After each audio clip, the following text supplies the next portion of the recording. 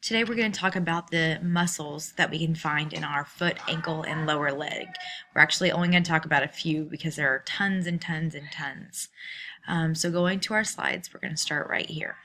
And I've broken them down by where we find them on the body because I think it helps you kind of figure out what movements occur where. I think it's going to make it a little bit easier. So we're going to start on the lateral side of our foot and ankle. And I only want you to know one group, and that's called the peroneal muscles. Okay, and it's a group that's made up of two different muscles. Okay, peroneus brevis and peroneus longus. Okay, you'll see the word brevis a couple times, and brevis means that it's shorter. Okay, on the opposite side of that, you can see longus is longer. All right, so looking at our picture, you've got the longus right here. It runs along that lateral foot, and ends just about the same place as the brevis, but the brevis doesn't go as up on our fibula. Okay, these muscles, when they contract, are going to pull our foot into eversion. Okay, remember eversion, that hallux is going away from the midline. All right. It's important to understand that our muscles and our tendons, they work like a rubber band. Okay. So I have a little TheraBand with me today. In order to move the muscle, doesn't matter what kind of muscle it is, where the muscle is attached to the bone, there has to be some type of pull that is going to cause that muscle to activate, that those contractions occur, and it's going to pull everything with that. So how that works in our body. If we're looking at our picture here, we've got our muscle belly here, and going down in that tan area is our tendons. So when that muscle is activated, when our brain sends that signal down to our foot, your tendon is going to be pushed back up towards the muscle, because that's when those muscle fibers are being pushed on top of itself with that actin and myosin. Okay, and so what that does, because that's on that lateral side of the foot, it's going to push that foot over into eversion. Okay, I know it's kind of a hard concept to grasp. Okay, but everything has to work like a chain. Okay, so in order for my foot to move, okay, in order to move this foot, that tendon has to get pulled back up to where the muscle is. All right, it's being pulled back, it's being contracted. All right, and none of that occurs without the signal coming from my brain down through my nerves, sending it over to the foot. Okay, so the lateral, anything that's going to be on the lateral side of my lower leg, my ankle, is always going to produce eversion. Okay, eversion. The next part we're going to talk about is our posterior muscles. Okay, the first one that we'll talk about is our gastrocnemius. Okay, this is known as our calf muscle. All right, calf muscle right here. The calf muscle is attached through our Achilles tendon, which is one of our most common tendons, all the way down here on our calcaneus, or that heel bone.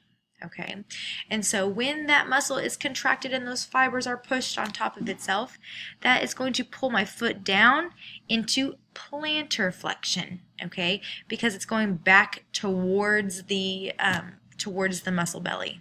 Okay, so anything on the posterior side of my foot is going to take my foot into plantar flexion. There's another muscle, the soleus, that lies underneath the gastrocnemius. It's kind of hard to tell on the picture here, but this right here shows the gastroc that's been removed.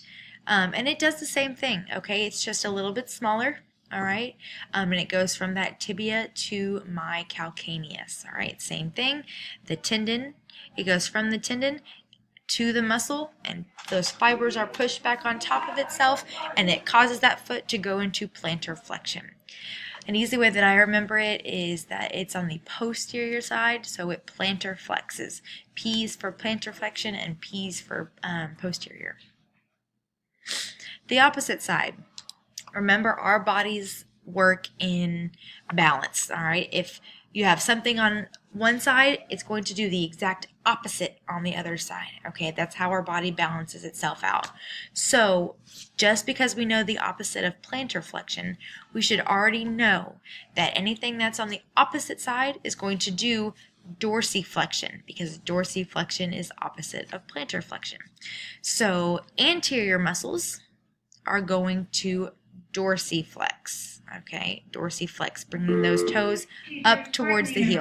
So our first muscle that we have on the anterior side is the tibialis anterior.